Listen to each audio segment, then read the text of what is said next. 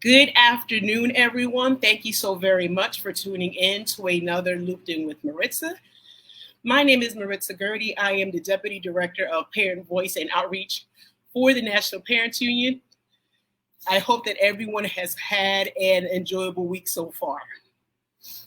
As you know, every time I begin my show, I give you some announcements, some information, and then I'll bring on my guest.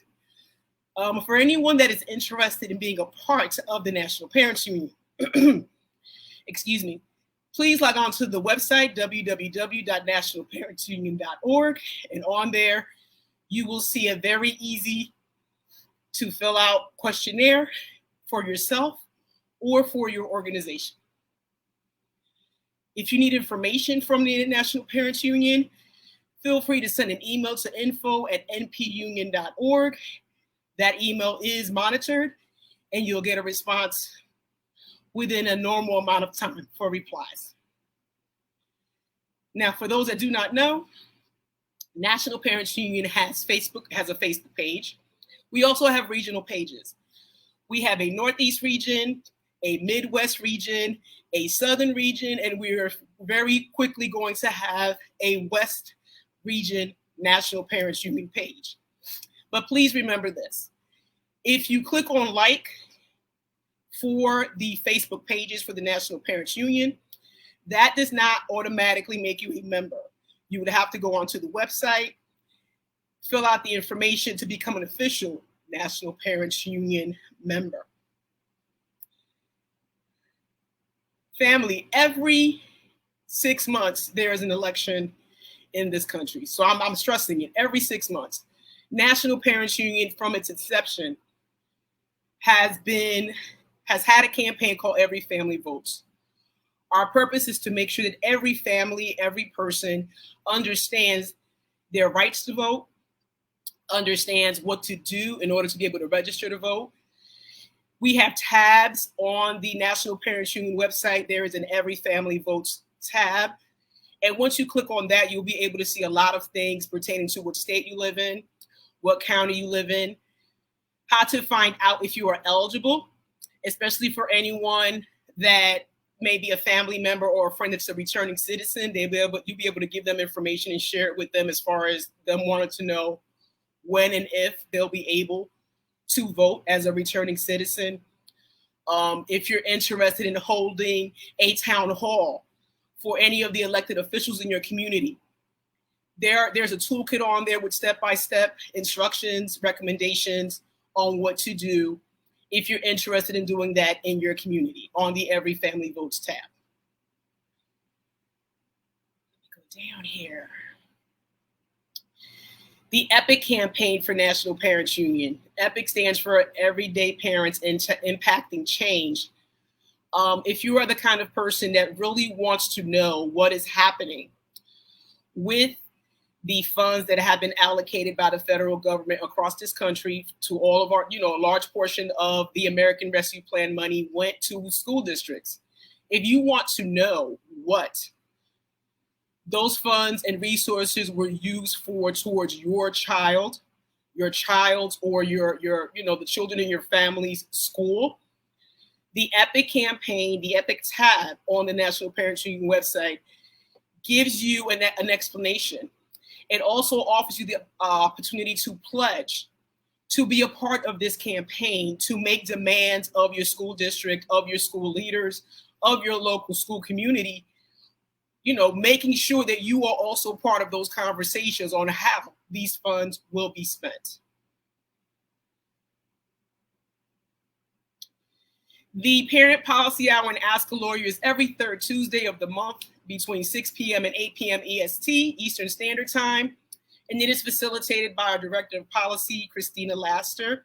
For those of you that may have questions regarding what your legal rights are as a parent, regarding your child's or whatever child you're caring for in your home, educational rights, take an opportunity, view this. It would be live on Facebook. We have the opportunity to have lawyers that are giving up their time to be a part of this program every third Tuesday of the month to also help answer any questions that you may have. Let's see here. Oh, not many more. A little bit of local Philly news. June 23rd from 7 p.m. to 11 p.m. Anyone that grew up in the 80s, 90s, 2000s, you're going to be able to vibe with the Big Old Kids Skate Party. It will be at Rolling Thunder up in the Northeast, presented by the Eco Foundation. Anyone is interested in tickets, go to bigoldkidsparty.com. It's going to be fun. I mean, I put some things on here, and I'm going to also share the actual website for you to come on in and be there. You may see a few people there, namely me. You may see me there. I may not be skating, but I will be there to partake and have fun and be there with everyone else. The month of June is Pride Month for our LGBTQIA community. This is your month, although I know you celebrated 365. Enjoy it. You are a blessing to your entire community. Please believe that. And this is coming from me. Thank you for that. A reminder that the Teach Truth Action campaign will be June 11th and June 12th. That will be your opportunity to help support all of those educators that are making sure that the truth is taught in all of our schools. Congratulations to all students that have graduated and moved up this year. You did it. It's done. Now on to the next phase of your educational career. Another congratulations to all of the educators, admins, and support staff that have survived this school year. We all know it was hard. We all hoping that it gets better. You've done it. And for those of you that truly want to stay in this profession, we look forward to seeing you next school year. Now, I would like to talk about the National Parents Union latest poll, which was conducted this past May. And to help me explain that further, I'll be bringing on my guest. Welcome. Hi, Maritza. Thanks for having me. Oh, thank you very much for, giving me of your time. Please introduce yourself to the folks that are viewing and explain to them exactly what it is you do for You do a lot, but what it is that you do for National Parents Union. Well, thanks, Maritza, for having me. So I'm Peri Lynn Turnbull, and I live in San Diego, California, with my blended family of 5 children and my husband, who works in foster care, and a bunch of furry animals as well. And with the National Parents Union, I'm super proud of this project that we're going to share some information with you today. I help lead the National Parent Poll. This is the only poll or survey of parents in the country that is actually designed by and for parents to understand what parents are thinking, their concerns, their excitement about what's happening with their children, their recommendations and ideas, because parents obviously have a tremendous amount of great ideas for schools and policymakers. And the whole purpose for this poll is to gather all that information and then to share it with decision makers, with lawmakers, policymakers, the Department of Education, and make sure that they're taking into consideration parent ideas and concerns. So we're going to share with you a few of the slides from our poll that we did in May. Every poll, we poll 1,000 parents, which is a sample across the country. So we can say this represents all parents in the country.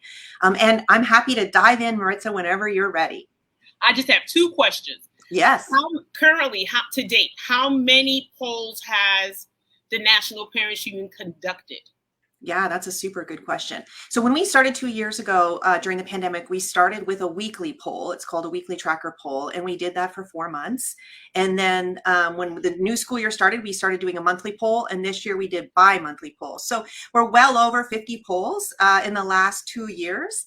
And I will say this, that a lot of our questions initially really started about the impact of the pandemic on education and on families. And as the pandemic has become, hopefully, we're getting much better control of the pandemic. I know it's still very concerning to a lot of families as we find every poll, but we're going to transition into other areas that are of great importance to families. We know that school violence, for example, with tragedies that are happening every day is very important. We know mental health, we have some data on that. But yeah, we've been polling quite a bit. And the good news is, because we've been doing so consistently, we can see the trends over time, which things continue to be a concern, which things parents feel may be being addressed or solved, if you will. And we see new things popping up all the time. Okay, thank you so much, because I want to be able to fully explain, what goes on behind the scenes when these polls occur. They're not things that just are, there aren't specific people that are asked each and every time. This is something that demographically is spread across the United States. And it's basically for those people that choose to respond, because not everybody wants to respond to things like polls. But in explaining this and in showing these results, we can emphasize with everyone that it's very important. If you are asked, if you receive some type of email or a text, or someone just say, hey, would you be interested in taking a poll, the importance of it and what this then results in the changes you just described. So can I just emphasize that a little bit? Because I think this is something that parents may often feel isolated or alone, right? Because as a parent myself, I have one voice theoretically, even though I may be speaking for 5 children, but in a poll, because now we've captured the voice of 1,000 parents, we can go to a lawmaker, we can go to the president, we can go to whomever and say, parents across this country, across every region, across every ideology, across every gender identity, across every race and ethnicity. This is what parents are saying. And we can kind of dive deeper, because there are moments when different groups of parents, maybe elementary parents versus high school parents, have slightly different views on issues. And we can sort of map that out. That doesn't mean, however, as a parent, if you're watching this and you see these results and you say, I don't agree with that, that's totally okay. What we're trying to present is sort of what is the summary of a large number of parents and what they're saying. Thank you. So definitely do participate if you get asked. We would love for every parent to be having their voice heard as many times as possible.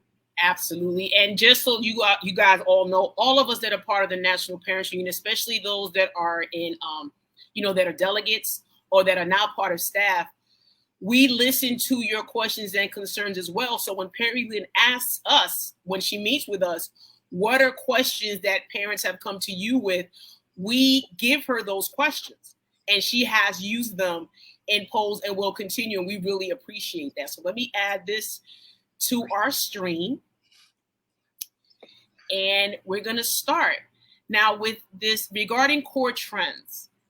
Child staying on track, still top parents' concern. And the question was asked with regard to the current coronavirus situation. How much do you worry about each of the following as a parent or guardian? Yeah, so this question is one of the questions we've been asking for over 2 years. And you can imagine at the beginning of the pandemic, that last chart, the last line in the chart, you or someone in your family getting coronavirus was number one. That's where people were very concerned. And then, staying on track in school in the beginning wasn't as big a concern because the schools had only been closed for a short period of time. But over time, as the coronavirus has moved down in concern, we still see a over majority of parents saying that they are very concerned about their children being on track in school. So in this chart, anything that's deep red means they're worrying a lot about the issue. And then it sort of goes down in level of worry, if you will, right? Then it's worry some, then worry a little.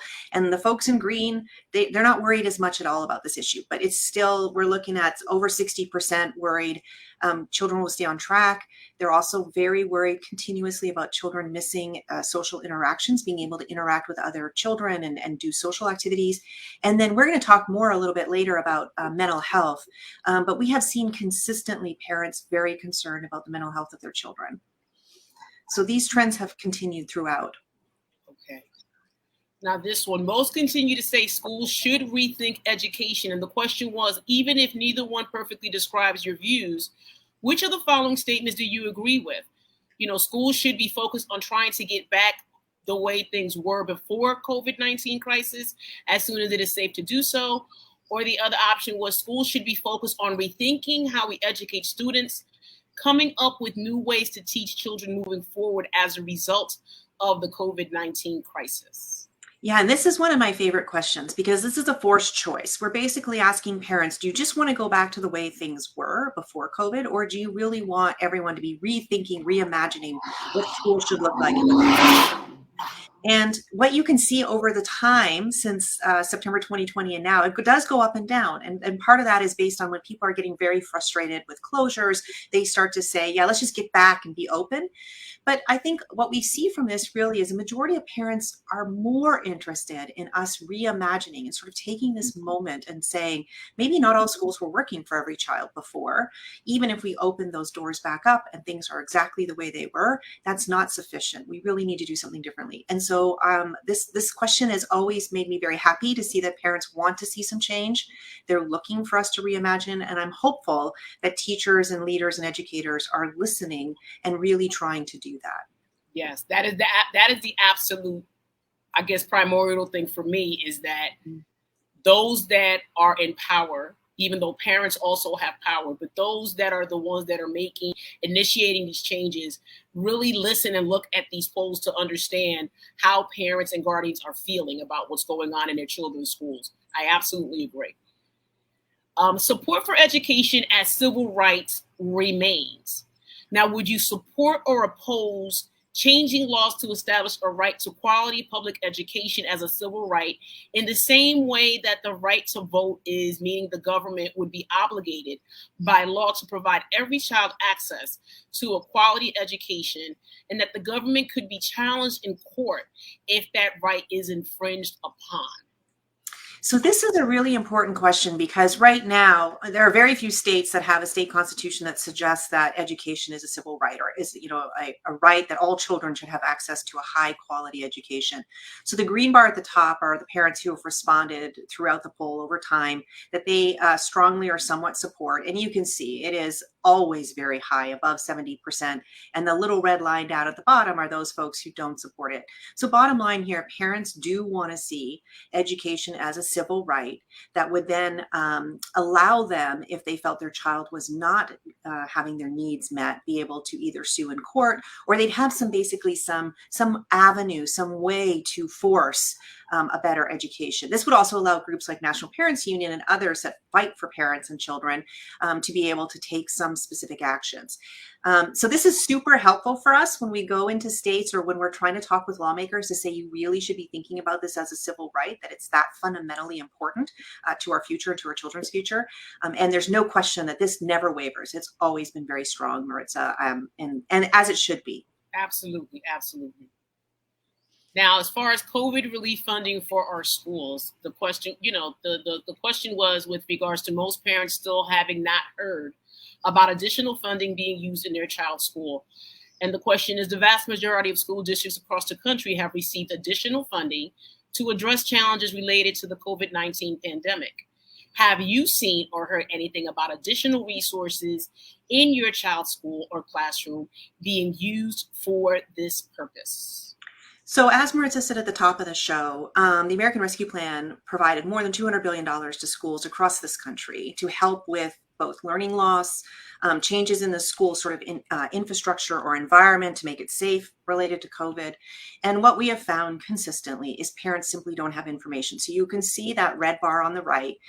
Throughout the poll this year, we've seen more than 50% of parents have not heard anything about the funds at their child's school, and a very small, like 1/3 of parents have. And I would argue in this case, if you're unsure, it means information has not been shared. So really, we're talking a super majority of parents have not heard anything. And what's super distressing about this is that, first of all, it was required really that parents would be engaged. They should be engaged in decisions on how funding would be spent at the school. And this just tells us that has not happened. I would also just mention a lot of those funds have not been spent yet. And so there's still an opportunity, and this is what Maritza was talking about, the EPIC campaign, to really force the issue of parents being engaged in the decision-making around these funds, because they are significant and they are intended to help your children be back on track. Absolutely agree. And for parents that are questioning, whether or not they were advised of it, if you attended what is called Title I meetings at your children's school, your school is required to have Title I meetings. They're required to let you know when those meetings take place. This is when you would have had the opportunity to hear what your children's schools are doing with these funds. That would have been their perfect opportunity to ask.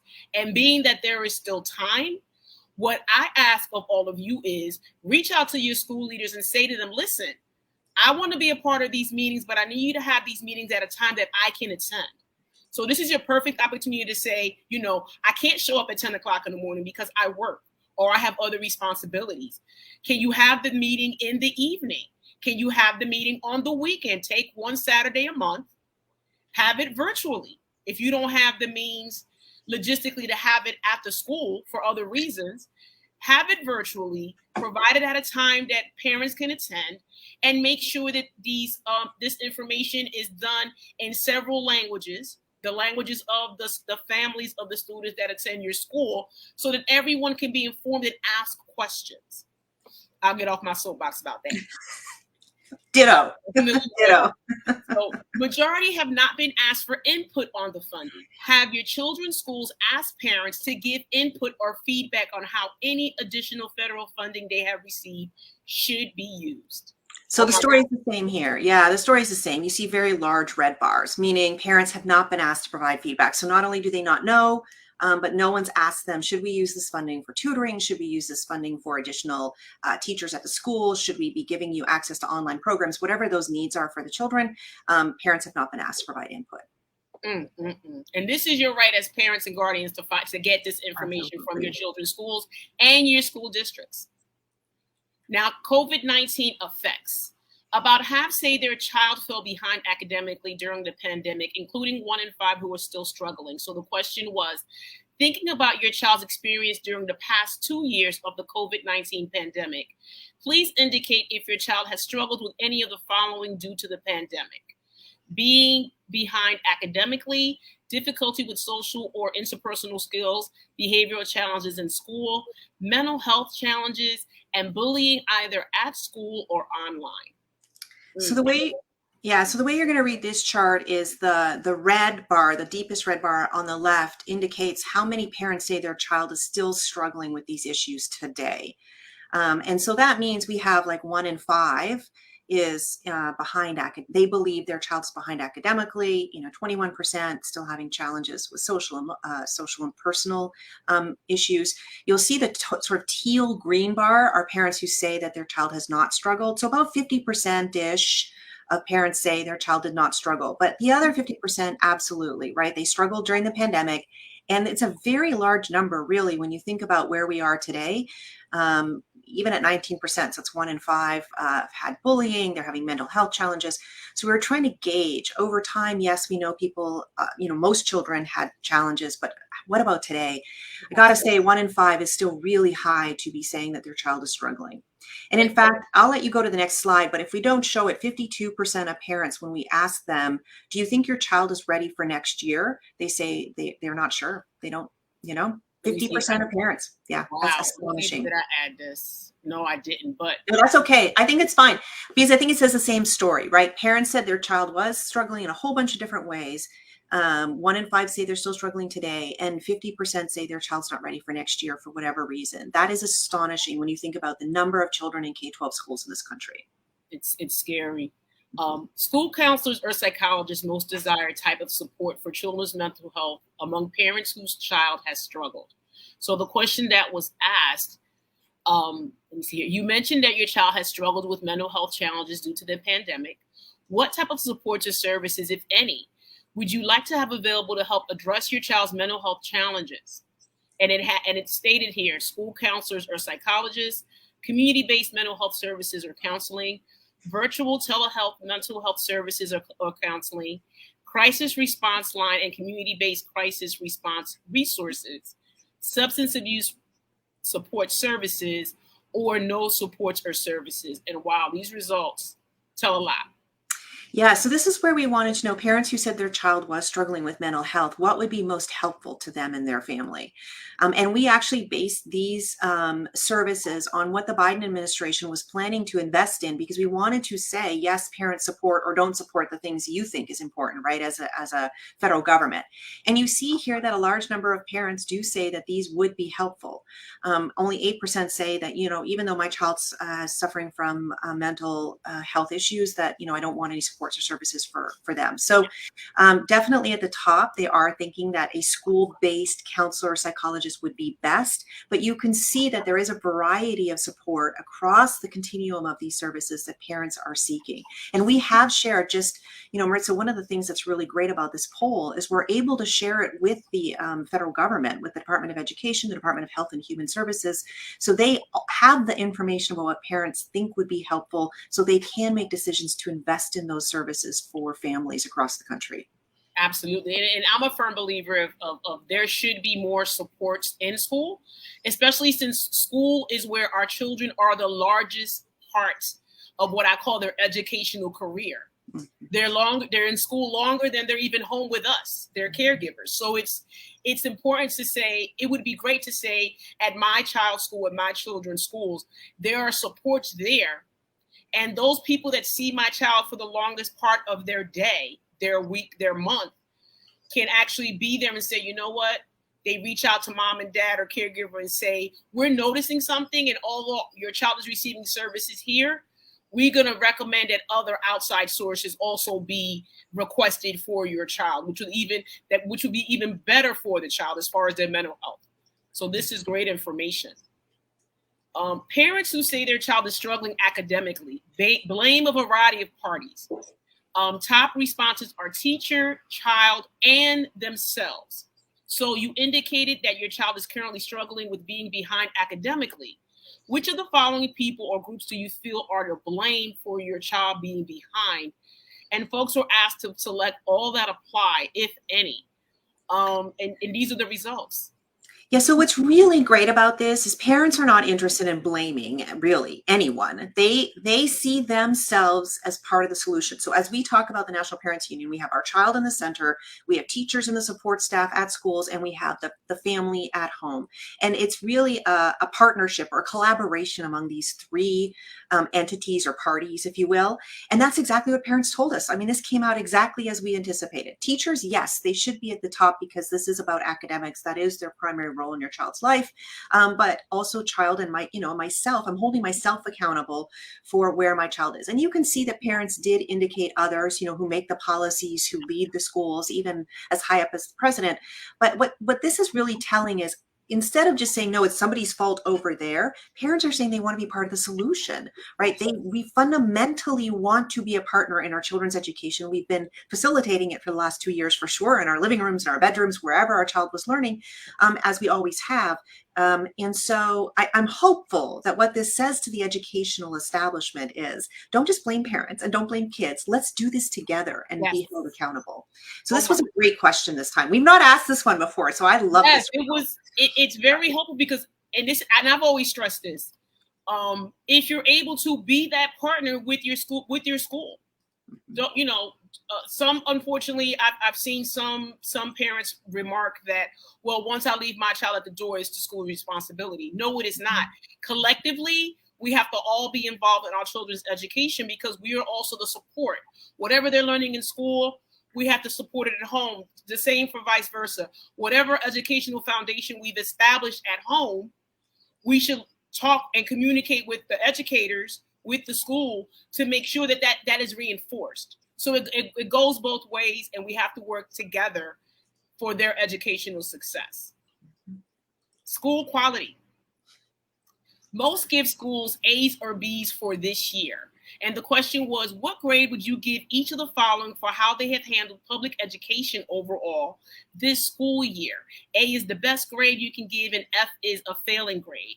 Now, with regards to communicating with you about your child, how your child is doing in school, assessing students' academic level and progress, meeting your overall expectations this school year, teaching your child practical skills they will need as an adult, addressing any learning challenges related to the pandemic, preparing your child for their future career, addressing any social or emotional challenges related to the pandemic, providing resources to support students' mental health, and preparing your child for college. And I'm not sure if there was anything underneath the word college.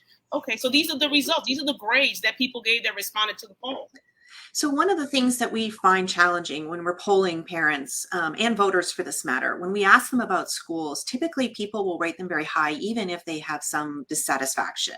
So you see the things that Maritza just named out were all the different elements of schooling that we wanted to just ask parents. We didn't want to just say, how satisfied are you? Because we knew we'd get a certain answer. So we really wanted to see, did schools live up to the expectations of parents?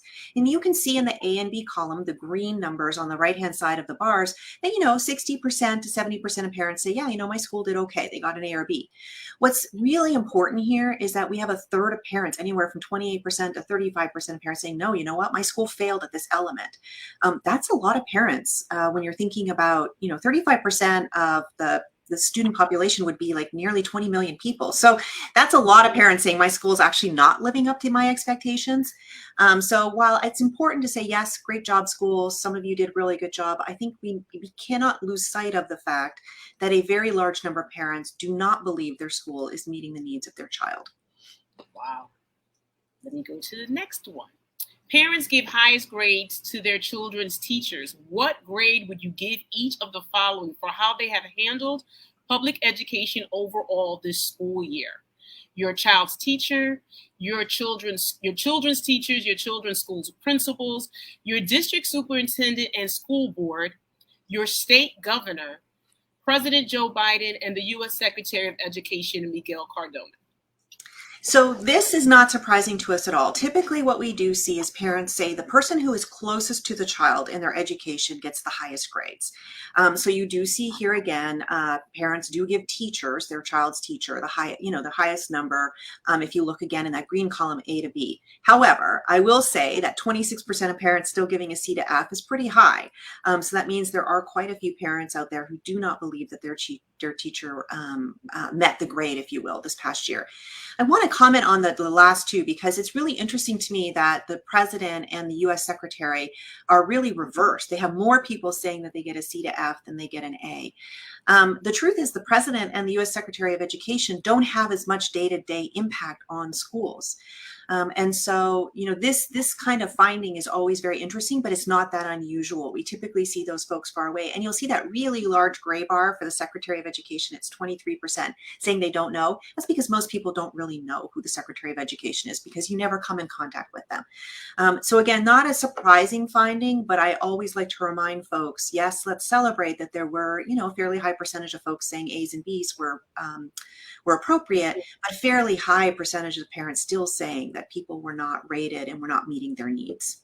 And for those that feel that their child's school has not been meeting their needs, maybe it's time for you to rethink, the school your child attends. You have, as long as you're able to have the option to choose what type of school your child wants to go to. If you see that your child's school is not helping address any concerns or helping to elevate your child's educational experience, maybe it's time to question, should my child still attend this school? And right now that school is about to finish or has wrapped up in certain parts of the country, you take some time, if you're able to research to see if it's possible for you to put your child somewhere else for this fall. Top lessons for leaders is better planning. What is one lesson you hope leaders learned about public education from what happened during the COVID-19 pandemic? And it comes from general need for things to get better, need for better planning, preparation, and adaptation, follow COVID-19 preventative measures, need for in-person learning, need for good, improved online learning, importance of school education, need for flexible learning options, kids learn in different ways, effects of pandemic on student learning, address mental health needs, the value, pay teachers more, government was too controlling during pandemic, give academic financial assistance to students who need it, importance of social activity, listen to, communicate with parents, responses not about education or families, and of course, those that decline to answer. So this is one of the few questions where we did an open-ended question. We did not tell parents like what categories we wanted to hear, and we just said, what lessons do you want educators and policymakers to know about what your experience has been? And then we tried to group them sort of in these categories, bring the like comments together. And we have seen this, frankly, throughout the poll for the last 2 years, and that is people just want things to get better. There's no question, right? Like, let's deal with the pandemic. Let's deal with our children's learning loss, all of those things. But the other thing that really that's something that people can really take action on is the notion of planning. So we've seen chaos when schools closed, ramping up at home remote learning, when there were waves of COVID, for example, during breaks, whether it was a winter break or a spring break. And to many parents, it felt like there was just this lack of planning and a lack of communication and a lack of sort of forward thinking. And so that is something that parents are hoping policymakers, lawmakers, and education leaders take to heart. And please be clear, we do not want another pandemic. We don't want to have a crisis that requires us to take this kind of action. But that said, what parents are saying, if we are facing something, planning is really critical. Absolutely. I absolutely agree with that. Now, summer plans and offerings. Have heard about their school's plans. Has your child's school told parents what types of educational activities they might be planning to offer this summer to help students prepare for the next year, or have they not told parents yet?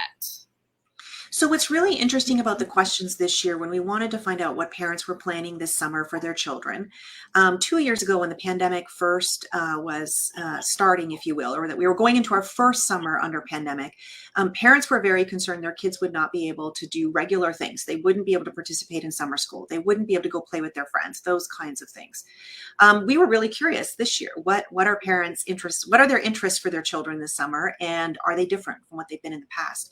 That said, what we found, once again, 50% or just under that of parents don't even know what their school is offering for summer, like summer school, online, in person, whatever those activities might be. And we see this is one of those instances where families with different children in different grade levels are saying they have more or less information. Still, I would say that anything 40 to 50% of parents saying they don't know what their school is doing this summer is really appalling. Parents should have obviously had this information by now. We're June 2nd. It's clearly we're going into the summer. And given that we have 1/5 of parents saying their kids are behind academically, summer school would have been an ideal opportunity for schools to ensure that children were being caught up. Oh, I absolutely agree with that. And one thing I can say, part of that is making sure that school leaders have meetings that are accessible to the most amount of parents to be able to attend. I found out because I attended a meeting last month about several programs that were available that had slots available for children. And I was able to enroll our children in a program that's going to cover the entire summer. And I mean, believe me, Peri Lynn, as soon as I found out, that's great. Before the meeting was over, I already emailed the program. That same day, I tried to log Sign me up. online. I couldn't do it. I called them. I drove to the place all in one day because I heard about it at a meeting. But it was a meeting that was had during the day. Had it been a meeting that was had in the evening or on the weekend, I'm quite sure a lot more parents would have been able to take advantage of that opportunity and quickly register their children. So I absolutely agree. It takes better communication to then say, because I'm quite sure, many schools will say, oh, well, we told our parents. Okay, sending a flyer home doesn't work because we know children go through their bags before the end of the school day to grab a snack or grab whatever. And that nice little flyer you put in their bag is gone.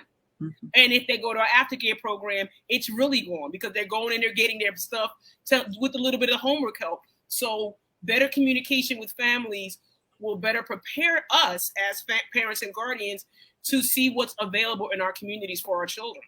Absolutely. In-person summer school classes most common offer.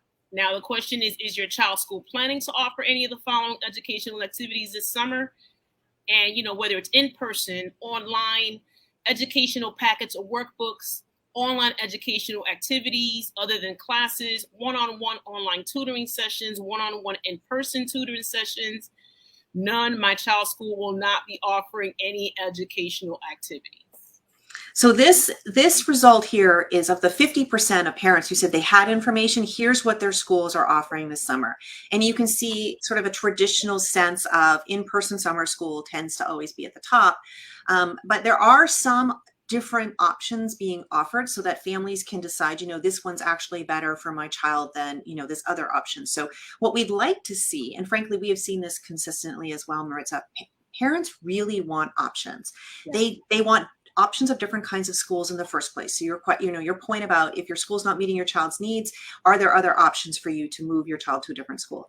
They wanted options during COVID. They didn't want to be told that all kids were going to be online remote at home or all kids were going to be in person at school, because every family had a different circumstance and a different level of concern about COVID. They wanted both options and they wanted to choose what would work best for their child.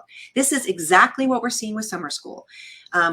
Parents want a variety of options offered, and then they want to be able to pick the ones that work best for their child. And really, this is what schools should be doing. They should be offering a variety of things, not just one thing. In-person summer school classes, that's obviously important, but they should offer other options so families can choose what will work best for their children. Absolutely. And in this age of technology, I'm quite sure it'll be easier for whatever teachers would have to facilitate anything online, as well as families that want to be a little bit more mobile. Mm-hmm.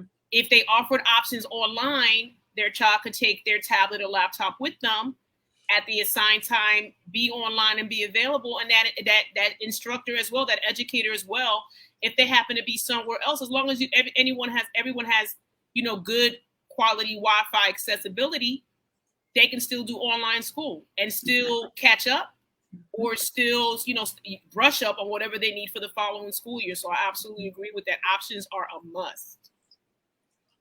Lower income parents less likely to have multiple options. So the question was asked, is your child's school planning to offer any of the following educational activities? And this is for families that are, that aren't in the median income range. These are for the lower income levels, not yet at medium income levels. And these are their responses as far as what they see their schools offering for their children as opportunities for extended learning.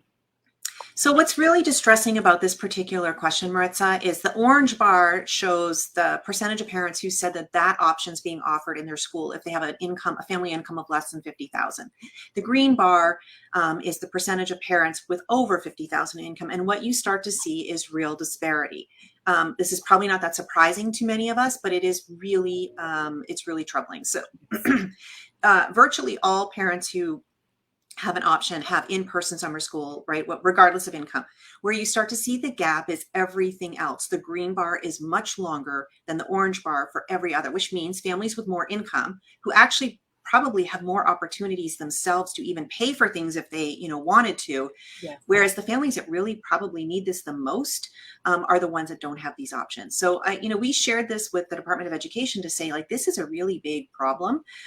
There is no question that the families with less than $50,000 income should have had more options, frankly, than anyone, because the need is just that much greater. Mm-hmm. The next one, over half have changed summer plans due to inflation. Mm-hmm. And the question is, has recent inflation, increases in the prices of gas, groceries, etc., caused you to change any of your plans for what your child or children will do this summer?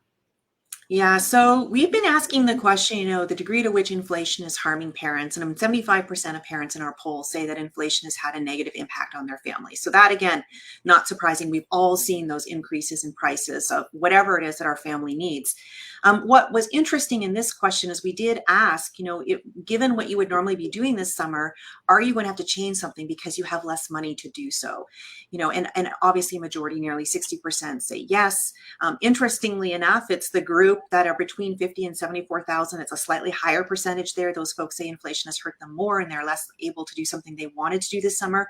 But we see about 50% of parents saying they've had to change the plans they wanted, or their children can't do something this summer that they would really like them to be able to do because of inflation. So just the impact is not just, at the gas pump, in the grocery store. It is literally on activities that families wanted to do with their children this summer. And it's just, this is where we are with our economy.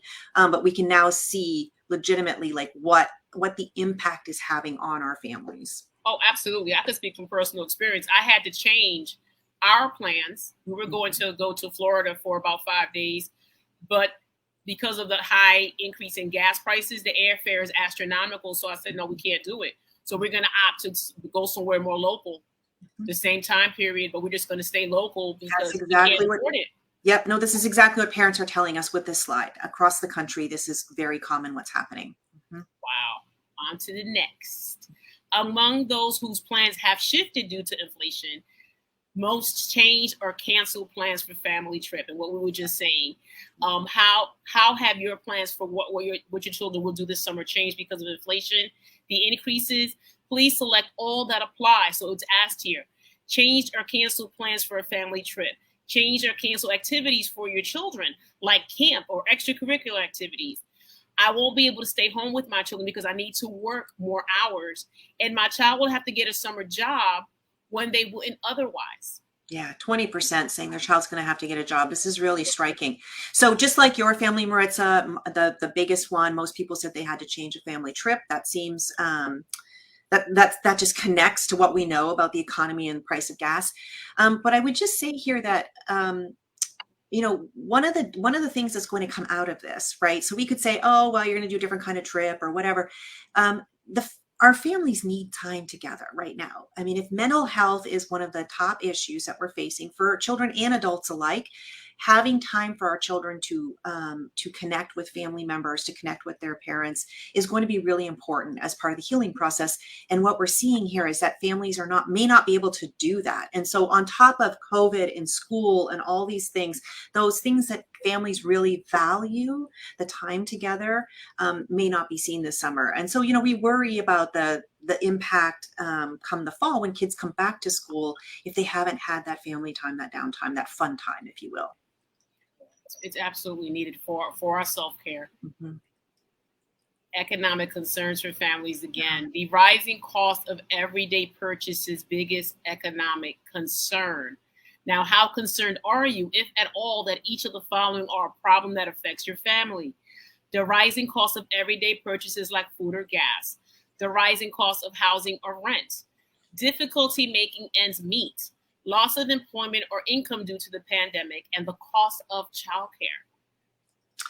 Yeah, so look, this is what I was talking about. 75% of parents say that they are concerned about the rising cost of everyday issues. I mean, there are some parents somewhere, sorry, I have to look, 8 to 40% say they're not concerned about these issues, but that means 60% of parents across the board. The green obviously indicates the degree of worry or concern, but all of these things are impacting families. So, there's just no question that the current economic situation is having a tremendous impact. And that wasn't in this poll, but in previous polls, parents and guardians were asked how they felt about, for those that were eligible for the earned income tax credit, mm-hmm. how that's affected things as well. Yeah, that's a really good point, Maritza. I'm glad you brought that up. So, the child tax credit ended in December. Congress was unable to continue that. And clearly during this inflationary period, if families had access to that child tax credit, we might have end up being even, right? Like they wouldn't have been up as they were, say, in the fall, or some weren't up because they had employment issues. But, we would have been in a better place. So it's sort of a double whammy. We lost the child tax credit, and we have prices going up in this inflation in virtually every aspect of our lives. And so families are getting hit really hard. So this is that call for Congress to do something, right? When you pass a budget or a separate bill, however you want to do it, I mean, families need to be advocating for the fact that we need that child tax credit back. That would make a huge difference in this inflationary moment. I think this may be, no, not yet. Okay. No. Those with household incomes of 75,000 more or more or less are likely to be concerned about cost making ends meet and loss of income. Mm-hmm. So the rising cost of everyday purchases, again, rising cost of rent, difficulty making ends meet, loss of employment, the cost of childcare, and you can see here the different levels according to someone's income, how it's been affected. And I think the one thing to take away here is, regardless of income, all of these things are impacting families, but clearly those with less than 50,000, it's got the highest, impact, which would not be surprising. But, when you look at something like childcare, it's virtually even across all three categories. And so we have some very significant economic issues to address in this country. Oh my goodness. And that was the last slide. So Go ahead, hon. Yes. No. You're going to say in closing, say something, right? That's what I was going to do. I was gonna add to it, but you go ahead and then I'll come after you. Well, I was just going to say, so I think a couple of things. One, I mean, I can't emphasize enough the notion of options, right? That families, there is no one size fits all for families, whether it comes to education, the economy, all of these issues, the supports that are needed. We really have to be pushing our lawmakers and policymakers and education leaders to be thinking about options. The other thing that strikes me about all of the polling that we've done is just the lack of communications with families. I mean, it's bad, and it's really bad that we're not doing the collaborative work that needs to happen with the family, child, and school. But just the lack of information, basic information. Families, more than 50% consistently say they don't have information. And then I think the third thing is we hope this poll is helpful, because now if you're talking to someone who makes decisions, it's not just you. Like, I believe this, dear school leader or lawmaker. However, I just need to, let you know that so do, millions of other families. So I'm not alone in this. I'm not just asking you from my personal experience. Like, this is literally happening to a majority of families across the country. And so we hope this is a powerful tool, not just to understand what's happening with families, but to actually push decision makers to make better decisions for children and families. So I'm so grateful, Maritza, that you brought me on to share this, because I want more people to have access to it, to know you're not alone. All the things you've been feeling, we're all there in the same place, and let's use this to make a change. Absolutely. And just to piggyback off of what you were saying. So for everyone that is interested, if you have access to or regularly have meetings with your local elected officials, share some of this with them in case they do not know. And please understand, this is not even the entire poll results. If you want to see the entire full poll results, go on to the National Parents Union website and look at it. You'll be able to see the whole thing there. I just selected a few things that were very prominent to me. As you saw, the economic piece was very big, as well as everything having to do with accountability. This is information that you can have at hand when you're speaking with someone. This is another reason why everything correlates, your ability to vote and reach out to someone that can then bring these things to the forefront, help establish a bill, help push a bill, and to have these things not just happen locally or at the state level, but federally. Because once it's federal, it will be very hard for states to deny any of these resources to then trickle down to all of our schools and their communities. So this is why it's very important that you also have the ability to attend these meetings at your children's schools, because a lot of things are happening. And I always say this, I hate finding out things after the fact. I hate someone telling me, oh, well, we decided we're going to do this.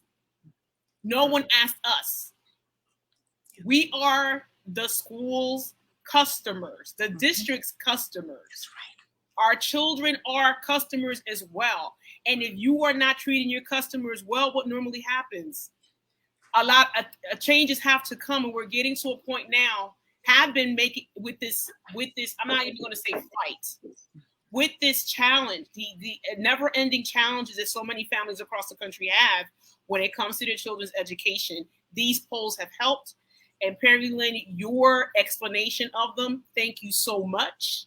I tried one time before having a show talking about it, but I was like, no, I can't do this by myself, because there's so much more that you, and with your research, has been able to bring to light to everybody that's been able to watch this today. I want to thank you so very much for this. And I think I'm going to bring you back the next time it comes out if you're available. I'm always available. Thank you for having me. This is so helpful. Now it's up to you if you want to hang out in the virtual green room. I know your time is tight. I just want to make a few last minute announcements that I forgot in the beginning, because I was so excited to get to this topic. Well, thank you again for having me on, and thank you to all your viewers and listeners. This has just been great. Thank you so much. Thank you. Thank you. So family, I hope that this information was very helpful for all of you. And again, if you want to be able to see the entire poll that was just conducted in May for the National Parents Union, go onto the website, look at it, and really get entrenched. Look at what the responses were. And some of these questions are things that you can ask of your schools, of your school leaders, of your school districts. You have a right to this information. And I would be remiss. I want to make sure that I wanted to announce something that it's also going to be happening in my city, in the city of Philadelphia. And for those that do not know, this is something called Odun Day. Odun Day for the year 2022. And I want to give you a brief little breakdown of what this is. Odun Day was created in 1975 by, Luis Fernandez. The festival attracts up to 500,000 people annually and is the largest African-American street festival held in the country. The Odun Day Festival, whose concept originates from the Yoruba people of Nigeria, West Africa, celebrates the coming of another year of African Americans and Africanized people around the world. It is an occasion highlighted by a colorful procession from 23rd and South Street to the Schuylkill River, where an offering of fruit and flowers is made to Oshun, the Yoruba goddess of the river. Odun Day is also known as its authentic African marketplace, featuring vendors from around the world selling merchandise from African nations, the Caribbean, and Brazil. Each year, on the second Sunday in June, Odun Day takes place, covering 15 city blocks, and has 2 stages of live entertainment. Odun Day will be celebrating its 45th year in the traditional South Philadelphia location near 23rd and South Street. And what's amazing is the festival started in 1975 with a $100 grant and neighbors from Fernandez's South Philadelphia community. Since then, the Odun Day Festival has become a national model for cultural street festivals in the country. This is going to be an event that's going to be amazing, especially being that it hasn't occurred due to the pandemic. So it was stopped for the past 2 years and they're bringing it back.